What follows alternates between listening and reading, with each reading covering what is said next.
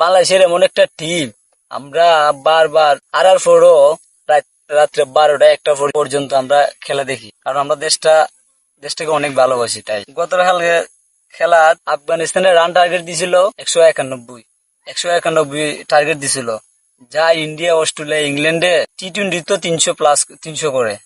আর আমরা এমন একটা দল 30 ওভার খেলতে পারি না।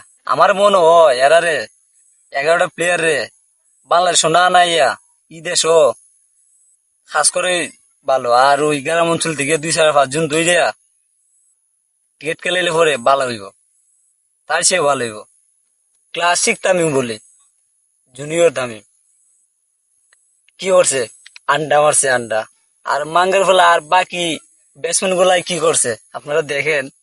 কেন সাইফ হাসান 1 ম্যাচ না 2 ম্যাচ খেলছে, দর্শকে কি কইমু, মনের কথাটা কিটা কইতাম আপনারা।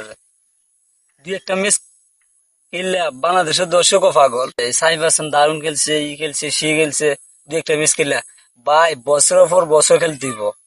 একদিন 2 দিন ফরম করে এটা কোন খেলা হইলো।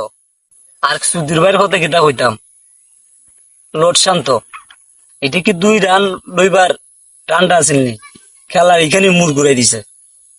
আল্লাহ লোড শান্ত এর তো আমি স্কোরে রাখতাম না, আমি যদি স্কোর সাজাই। মিরাজ এ কি করছে, বাল ভাগ না মনে কইরা মানে 2 নাম্বার 3 নাম্বার ওঠে। আজ আমি দেখেছি সুতোগাল থেকে খেললে এসে ফিনিশিং এ, আবার এবার অধিনায়ক।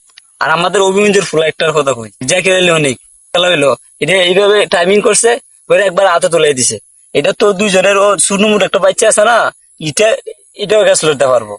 এটা একবার হাতে তুলাই দিছে, হাতে নলা যাবে ভাত খাইতে এভাবে দিয়ে দিছে। দেখুন খেলা হইলো, এলিকে বলন লাগে, শ্বশুর বাড়ির টিম বলা লাগে।